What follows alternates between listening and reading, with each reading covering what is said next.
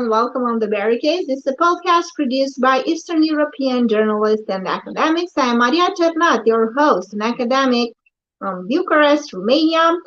And with me, as usual, the co-host of the show, the Bulgarian-born Polish journalist, Boyan Stanislavski. Thank you for being here with us. Hi, thanks. As Boyan said during the previous segment, you can find us on multiple channels and you can find us on Rumble, you can find us on Spotify, you can find us on Substack. And you can also consider, if you like the content we are producing, donating. We have a small community of donors to whom we are very thankful. And to the extent that you can, for it, you can make a donation. We have the links in the description of the video. You can like and share the content that we produce. Now, we rely on your help because we are doing this for you, our viewers. And we discussed previously a small country, not so small, but anyway, poor country from Eastern Europe, Romania. And now it's time to move to an even poorer country in the European Union, and that's Bulgaria. And because Bulgaria is experiencing something very bizarre, like 5 rounds of elections in the past 2 years, an ongoing political crisis, we're going to start with analyzing a little bit what's going on there. Mhm. And Boyan, you discussed in the previous, you discussed in previous segments of our show a very interesting concept, the concept of non-representative democracy. Now we Yeah, have the liberal democracy. This is something even weirder. I mean, yeah, non-representative democracy. So please explain. yeah. Well, first, I want to say that democracy in this, when you put this phrase, when you put those two words together and you construct this phrase, non-representative democracy, then democracy comes in inverted commas, of course, because uh, well, that's very banal, but I'm just going to say it here that democracy is about representation, right? So if you have no representation, then you cannot really have democracy, and that's been the case in Bulgaria for the last 20 something years. Indeed, I did discuss a few segments ago with Buzhin Traikov. He's a Bulgarian journalist and analyst. He's a teacher, by the way, so it speaks kind of to what we discussed in the previous segment. He's never been sexually harassed, though. I've never heard of anything like that, or hasn't been stopped, all the more. But it's a very interesting situation in Bulgaria that we have now in many aspects, and I think it tells us about the nature of the political and social system, and how the social system and the political system and the social culture, the social political culture, and how they are not compatible at all in Bulgaria. I mean, the kind of liberal democracy, the notion that's been enforced, after 1989, and particularly after 1997, the first successful colored revolution, which took place actually in Bulgaria. People don't know that, so I often refer to this incident. Now, the most popular governments over the last 2 years, when we really did have 5 rounds of early elections, the governments in between, the interim governments, the governments that had to, that were formed not by the parliamentary majority, but through an order decree kind of made by the president of the republic.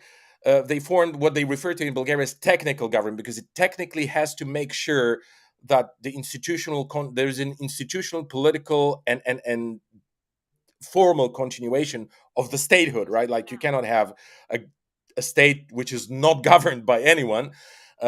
So they did put in place a few governments of that nature in order, and of course, the most important task for those governments,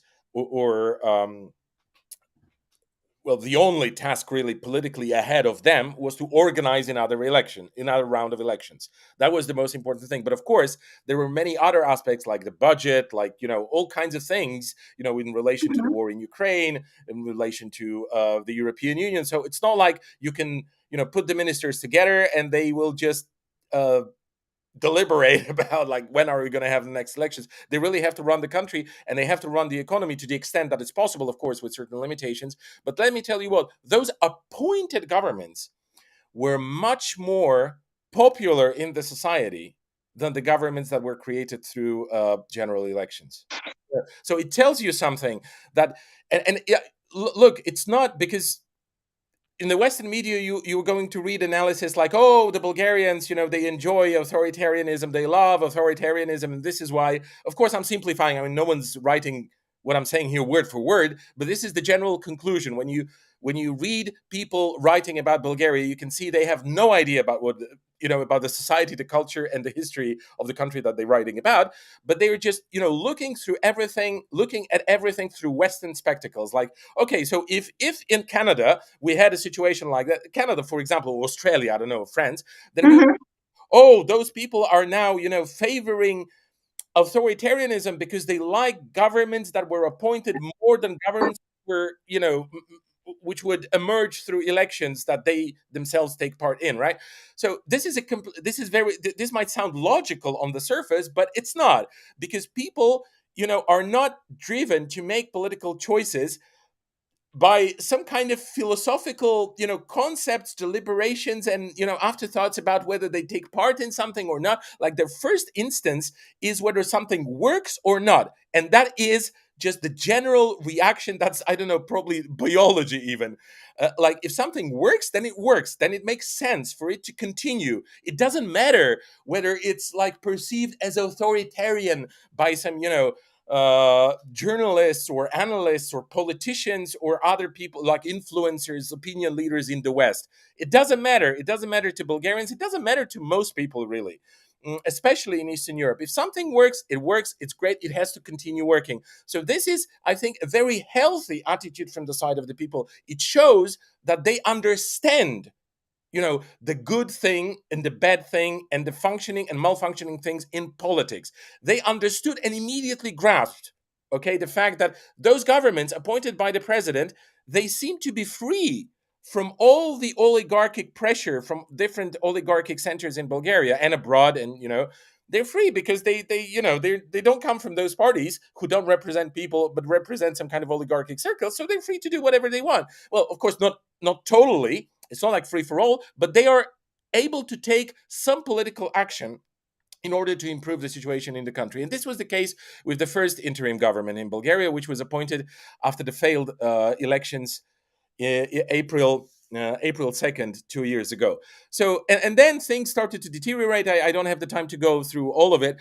But just a second, I think this is very, very important, because I think for our viewers, I think it's important for them to understand that political parties, especially in Romania, in Bulgaria, they are so disconnected from the people they are supposed to they are not parties. represent, They are that not parties. they are By and large. representing basically group of economic financial interests, Yeah. if not even organized crime. So they are really acting like some sort of very, very weird artificial construct that has nothing to do with representation. No. And this is probably the reason, because the political party are so corrupt and so disconnected from the ones that they are supposed to represent. This is one of the reasons probably why, when you have a government that's being appointed, and this is perceived as authoritarianism as process, but in reality they are more popular because those people are disconnected from these interest groups that are Yeah. corrupting political Precisely, parties. precisely. You have to be able to look at it dialectically, if you like. I mean, yeah, no, I'm serious about it. Like, because you cannot just look at the formal surface of things and then draw conclusions, particularly strong conclusions from that. Because you said Mhm. it yourself, as a process, it might appear authoritarian, but it's profoundly democratic when you have an appointed government. Okay, it was not elected, technically it was not elected, but it's appointed and it enjoys a lot of support. That's much more democratic than a government, and that's the dialectics of it. Like, it's much more democratic than a government which would emerge through general elections but would not represent anyone, because those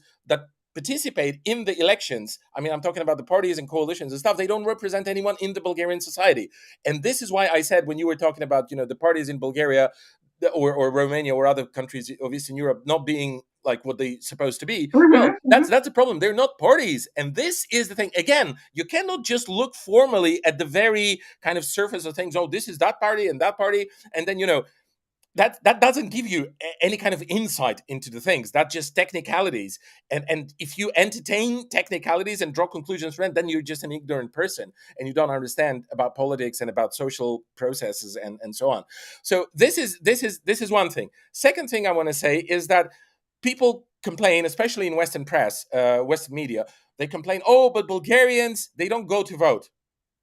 And that's somehow supposed to be a very bad thing. I congratulate the Bulgarian nation that they don't go to vote. I congratulate them because this is the only reasonable decision to make in the situation that has been in place for the last 20 years. Of course, the nation goes, the society prefers to go to pick mushrooms rather than go to vote, because they've learned they're not as stupid. They've learned that over the past 20 something years that nothing depends on them. Nothing, literally nothing. I mean, no one represents them, no one will stand for them, no one will speak for them. So of course they're not going to vote. Like, this is a very healthy attitude. The Bulgarians are very smart people and they understand perfectly how the system is trying to screw them over, and they don't let themselves be screwed over. Now, there's another question: how do we change this? And that's the kind of, Yeah.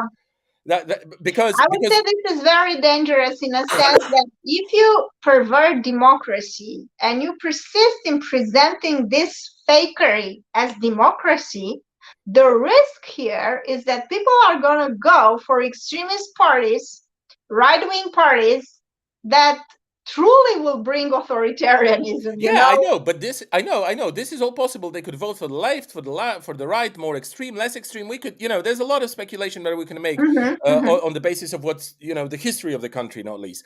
But the point is that, I don't want to go into, like theoretical deliberations about how to overcome capitalism and how to organize the transition, because there's no time for that. But one thing I do want to point out, and I think it's very, very important, and very important also for the Western audience of our show to understand, because the Westerners are very entrenched into many liberal concepts, even though those of the Westerners that, they say, oh, we're against liberalism, we think liberalism is not even a political doctrine, it's a mental disorder and stuff.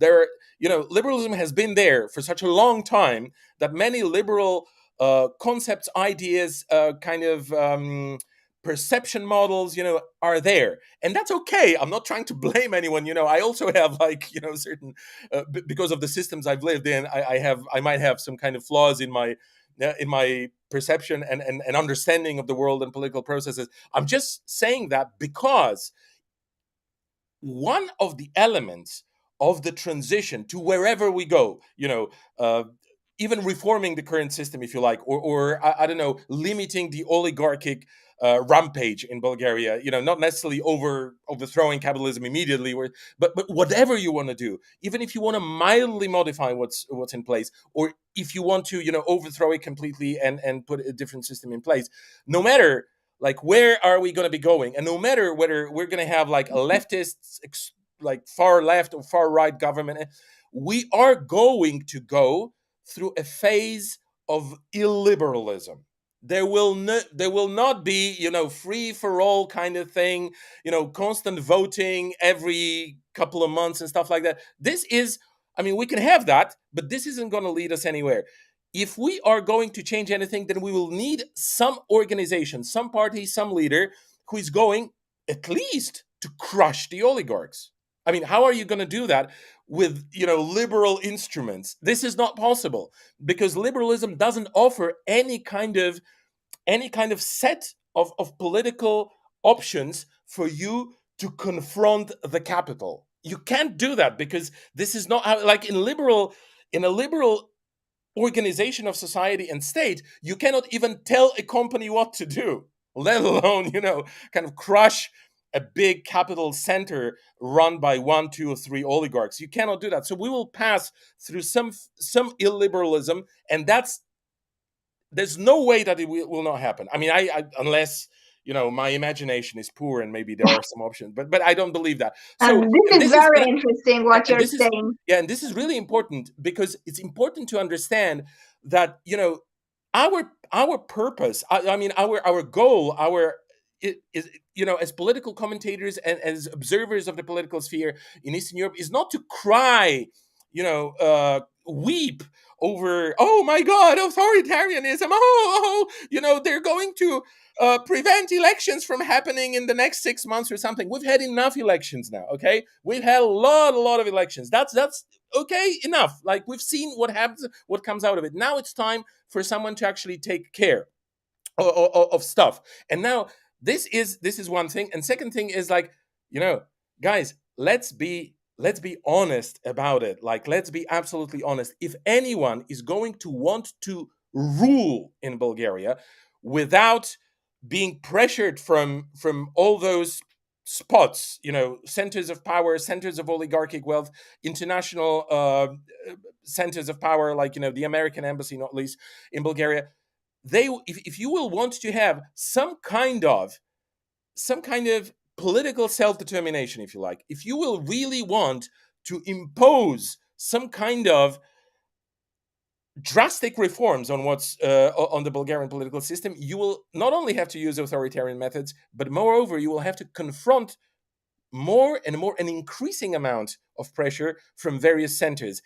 And this will only strengthen the authoritarian tendencies because, trust me, regardless of whether it's going to be a far right or far left or whatever government that is going to try and reform Bulgaria or prevent the further dismantlement of this country and this nation, they will have to confront them. And I just don't quite see how how the oligarchs or how the American embassy are going to say, oh, okay, like, you want to expropriate us, or you want to carry out your own independent policies towards the war in Ukraine and Russia with 80% or 90% of the population being favorable to Russia and Ukraine. No problem. Well, of course, this isn't going to happen, right? So, like, guys, let's just not obsess over authoritarian tendencies here and there. Authoritarianism, for better or for worse mostly, has been the norm in our region. Has been the norm. That's what the situation's been like over the last 200 years. Okay, and this is something that is to be worked on. This is something to be analyzed. This is something to be researched. But this is not something to just be dismissed. Like, oh, it doesn't matter. It doesn't matter what your history is. It doesn't matter what your culture is. It doesn't matter that 80 or 90% of the people believe that I don't know, Vladimir Putin, for example, in Bulgaria, that's the case, is the perfect system or is the perfect father of the nation. All those things don't matter. You have this. Please shove it up your. This is like. Yes, What is it? I want to comment a little bit because thank you. I think there are so many interesting ideas that you put forward, because right now what we have is a perverse kind of authoritarianism that is presented like democracy. And you have the privatization of the nation, and you still have to fear for your job, for your economic securities. There are more subtle mechanisms to keep you in place, but no less efficient. When you have political authoritarianism, at least it is transparent and you know what you expect. Whereas now, on top of being, living under an authoritarian system, because it is so subtle and perverse, you have to worry all the time because the strings are economic. They are not going to send you to Gulag, but they are going to fire you. And guess what? You are going to starve if you don't, comply, and you're not opportunistic enough to keep your mouth shut and to do as you're told. Mm-hmm. And this is very important. And I would say, and I just made the connection because I often said that this type of Western dominance around the world created authoritarian opposition. And this is exactly what's going on also in Bulgaria and our countries, because it creates so much destruction and chaos that at some point you have two options, as you said. You continue down that path and you basically dismantle your whole society, or you find an authoritarian leader that is able to stand up, populist authoritarian leader that is going to stand up to all these tendencies, oligarchic pressure, uh, all sorts of embassies trying to, influence the countries. And this cannot be done by, I don't know, and from a very mild liberal centrist position. You would need somebody that would team up probably with the secret services and with the police and with the army, because these are well organized hierarchical, institutions that can support such a leader. And that will be it. Apparently, we are heading towards this type of authoritarian, militaristic society. Well, yeah, but I think that it depends, like how what is going to be the purpose of having this, because that's very important. Like if the purpose is going to preserve, the current situation, but maybe slightly amend it, well, that doesn't make a lot of sense. I mean, it's not worth the sacrifice. But then, maybe, and it's not out of the cards, basically, maybe we get something better, in a sense that, like, when we go through this illiberal phase one way or another, then maybe some things are going to improve. Like Bulgaria is really facing the kind of uh the kind of well, ultimate stages of its statehood if nothing changes. In a sense, like, the Bulgarian state is a conglomeration of institutions that don't function.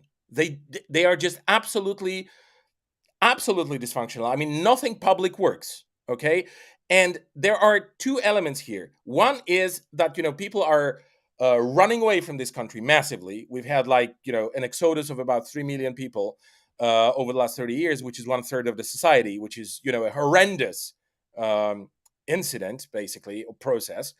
And then that's one direction. And second direction is that those people who remained in the country, such a state which is completely dysfunctional, a state where they have nothing to say, no one listens to them, no one can even help them in a situation which is completely useless from their point of view. Both of those groups, those inside and outside Bulgaria, they lose interest in the very existence of such a state. Like, what's the point? What do I need Bulgaria for if it cannot be there when I need some assistance, some support? What are we going to do? We like, even the army is so small that it doesn't matter. Like, we've got like 15,000 people in the army or something. Like, this is just a joke. Like, so there is no aspect of statehood that would deserve any kind of individual or collective attention, let alone engagement, let alone commitment, let alone some kind of emotional connection.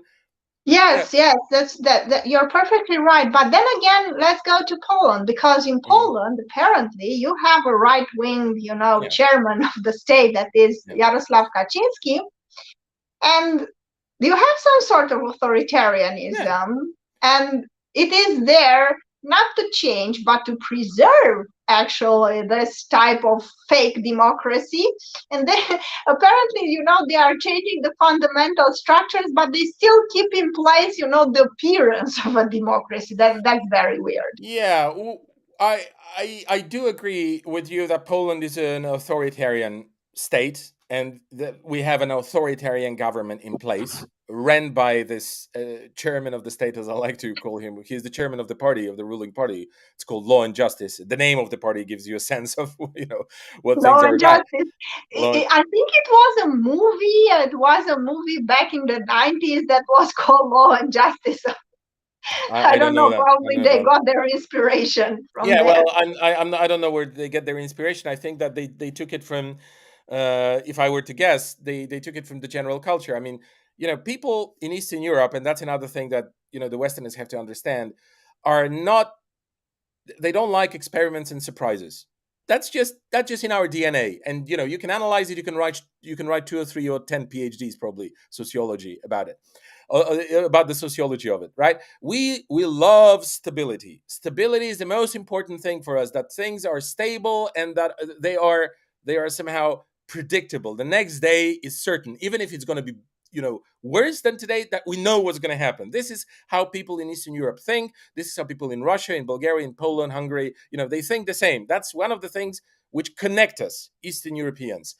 I mean, I'm sure that Western societies, they also would enjoy stability, but they are more prone to certain in my opinion, okay, like I don't want to like enforce it as like the only correct view, but in my opinion they are more prone to experiment, to give more spaces for some innovations at the expense of this of stability. Okay, so in Poland, when you come up with a slogan like law and justice, that's perfectly in line with the concept that people have in their head about how things should be ruled, how the social yeah, well, maybe not the social, but the public sphere should be. Like everything should be governed by law, and there should be justice. Makes perfect sense. Now, the problem is that those people who like that, who are the majority of the Polish society, are constantly being viciously attacked by the previous government. I mean, not by the previous government, but by the party that formed the previous government, the so-called Civic Platform Party, the party of Donald Tusk, the former president of the European Council, and an important politician on a European level, not only Polish. Okay, so this party and their media syndicate, they've spent the last 7 years, since Law and Justice has been in power since 2015. They've spent 7 years really taking one huge dump on those people, like calling them all kinds of names, saying that they are backward, they are stupid, they don't understand progress and democracy and modernity, they don't understand the achievements of the transition, they don't respect the authorities, and they are thick-headed fundamentalists, Catholic, they are just the scum of the earth. That's the narrative. And those people displaying this kind of behavior, running on this kind of campaign of smears and aggressive narratives against the majority of their own society, they are the democratic opposition. They are the great Democrats. They are those who are going to bring the real democracy in place. Now, I want to tell you, they come up every once in a while um, with new personas that they let them speak. The new person, like scientists or actors or like members of the high society, let's say, okay, generally speaking. And quite recently, they've actually invited. Well, quite recently, it's been like, let's say, it's been going on over the last 3-4 months. They have this new guy. He's a professor, psychology professor from the University of Warsaw. Okay, university, the biggest university in Poland, 70,000 students, right? Or 80 or something like that. Now, this professor from the Faculty of Psychology, his surname is Górecki. Doesn't matter, you've never heard of him, but just just to be precise here, he said, and he spent the last 3-4 months going through various TV studios, radio studios, and discussing with journalists writing in papers. He spent the last 3 months explaining how Law and Justice is a fascist party, and because it's a fascist party, it has to be made illegal. In other words, it has to be banned. And This after is the democratic wait, that's the opposition. democratic. That's the democratic opposition. It has to be banned, but not only has it has to be banned, but now mind the wording. Its electorate must be disintegrated. Now, this is the mild. That's Wow. the mild phrase for we are going. Let me translate it, okay? From this like this mild phrase, it stands for we are going to launch a massive campaign of repression, where we are going to intimidate, torture, lock up, I don't know what else, hundreds of thousands or millions of people until, which is the electorate of Law and Justice, until it disintegrates. I mean, this is like when you hear the far right This commanders for in real. in This the is the Ukrainian. hope, the Yeah. democratic hope of Yeah. Now, Poland. I just want to say that when you hear Wow. the right wing, far right, commanders of various units of the Ukrainian army, okay, and we know they have a problem with the right wing ideology, they say exactly the same. I mean, they use exactly the same kind of phrases. When we take over Crimea, we are going to have to disintegrate the support for Russia there. We're going like that's what they're saying. We're going to have to, lock up, torture, kill, massively repress the society in order to break the backbone of it so that we can impose our system, right? And in the case of Poland, we're going to have to impose democracy. This is, I mean, this is they are But they are until they are there is sick. democracy, butterflies and flowers and everything else, Yeah. it's going to be a gruesome process of repression. But how can you even say that? How can you even go out? How can you put yourself out there and say a thing like that? I mean, this should be the end of your career. But no, it's like, so this is how the situation in Poland, what the situation in Poland has been like.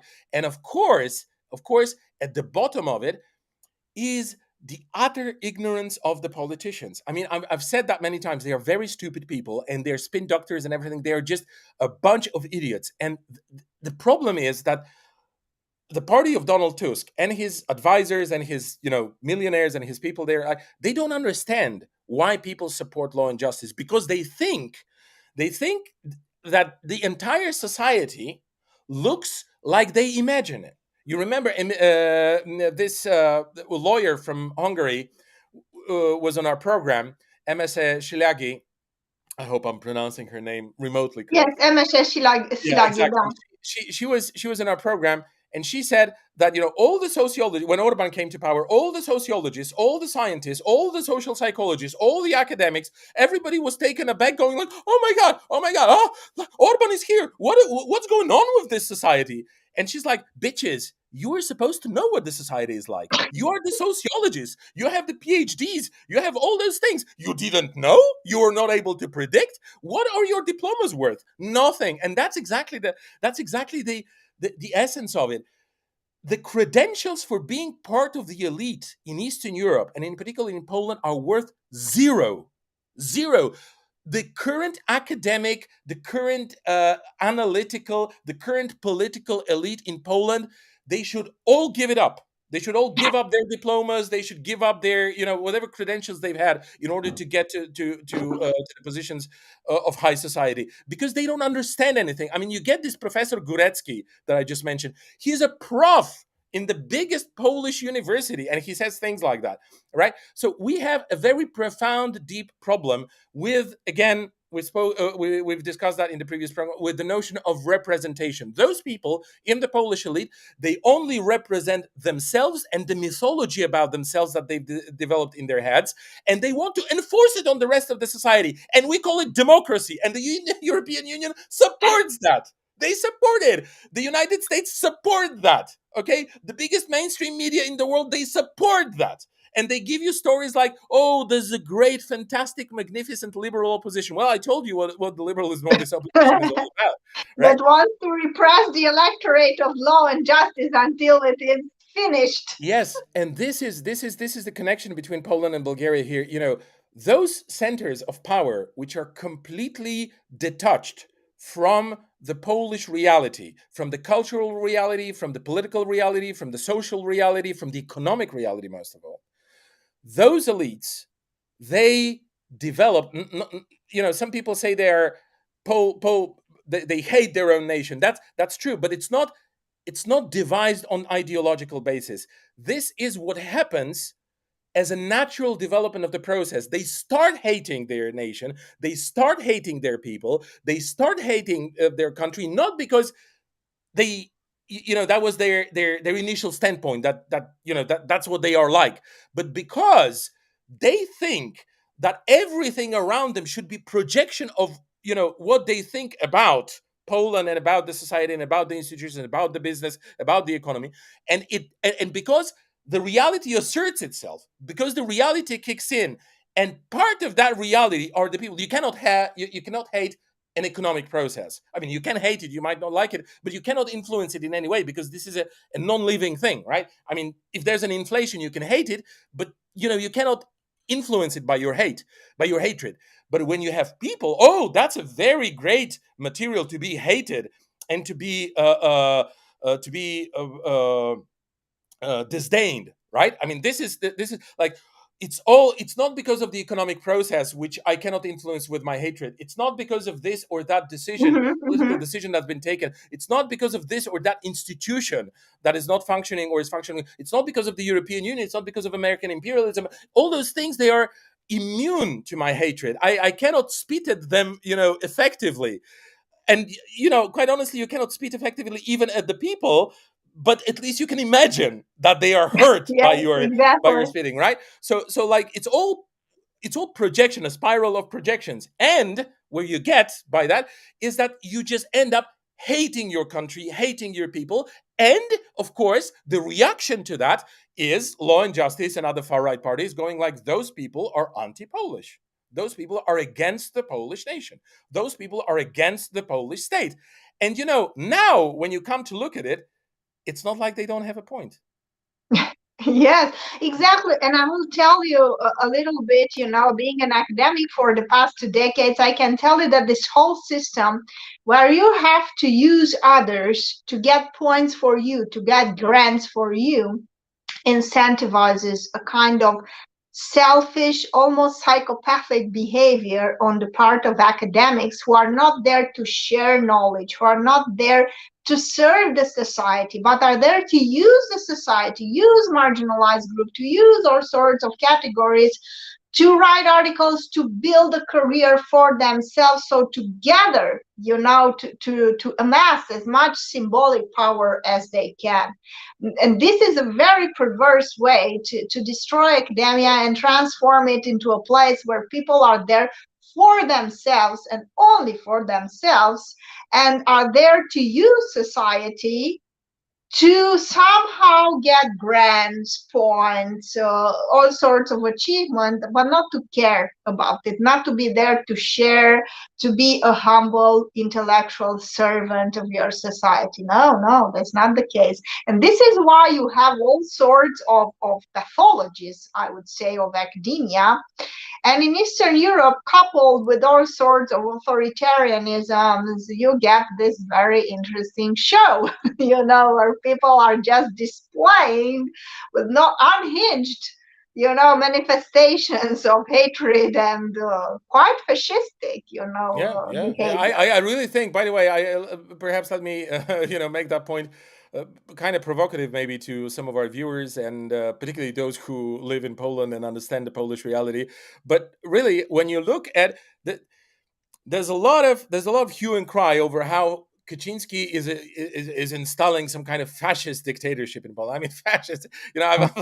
I've heard it so many times now that fascism. Like, if I believed it, if I were to believe it, then fascism would not be really a scary thing anymore, because I've lived in fascism for over 7 years now, right? So what they are doing by that? So what they are doing by that is they are normalizing fascism, really. So they are just stupid and ignorant. They don't understand that because they are stupid and ignorant, but also because they are just ideologically obsessed. And that's another factor here. Ideological obsessions, doctrinarism. Like, I don't know if it's a word, but I guess you know what I mean. Like, being just attached blindly to doctrine. And I really think, judging by the way they talk, by their discourse, if you like, by their approach to the public sphere of the democratic opposition, I mean, the Democrats, the great Democrats, I think Mhm. they are much more of fascistic patricians than Law and Justice, really. At the moment, at least. I'm not saying that Law and Justice, Jarosław Kaczynski could become a fascist and could, there are elements of fascistic counter-revolution during his reign. That's true. Elements, not that it. And but really, the dictatorial approach, based on two very important fascist fundamental elements, factors. One such factor is, let's restore the glory of the past. Right? That's very profoundly fish. Let's restore the glory of the past. That's what they want to do, and the glory of the past is everything that happened before 2015, because everything afterwards is horrible, right? So they stand openly against historical progress. And the second thing is the question of, you know massive repression in order to drive down living standards and to secure power for them. So, I mean, you have two elements which are profoundly fascistic coming together in their discourse, in their ideology. And when when you put the obsession on top of that and all the rest, it really is very dangerous. So and also, there's a lot of ignorance, and I've spoken about that. So I really think that when it comes to this kind of measurements, this kind of comparisons, who is more fascistic, then I'm afraid the Polish opposition currently is more fascistic than the government, by which I'm not trying to say that the current government is good or that I support it or anything like that. Yes, yes, of course. This is not a story with good Yeah, guys and bad guys. Unfortunately, it's a yeah, story with bad guys and even more bad yeah, worse guys, guys. you And know. then when it comes to the left, sellouts. That That story of yes, bad and guys, then worse guys, that and left the sellouts. caricature. I mean, a Yes. cheap imitation of the weirdest form of leftism in the West Yeah, has weird. Yeah, nothing to do exactly. with. Very, very well put. The imitation of the cheapest form of leftism you can Yes, get. We this should is talk what about we it have. again sometime. So, dear Yeah, viewers, if you like what you saw, please consider supporting us. So, please share our content. Thank you so much for watching. And if, again, if you like, we have a small community of donors to whom we are very thankful. And if you feel you can support this content we are producing, don't hesitate to support us, and stay healthy, keep fighting, and we'll see you all in the next segment of the show. Thank you, Boyan. Very thank you very interesting much. conversation.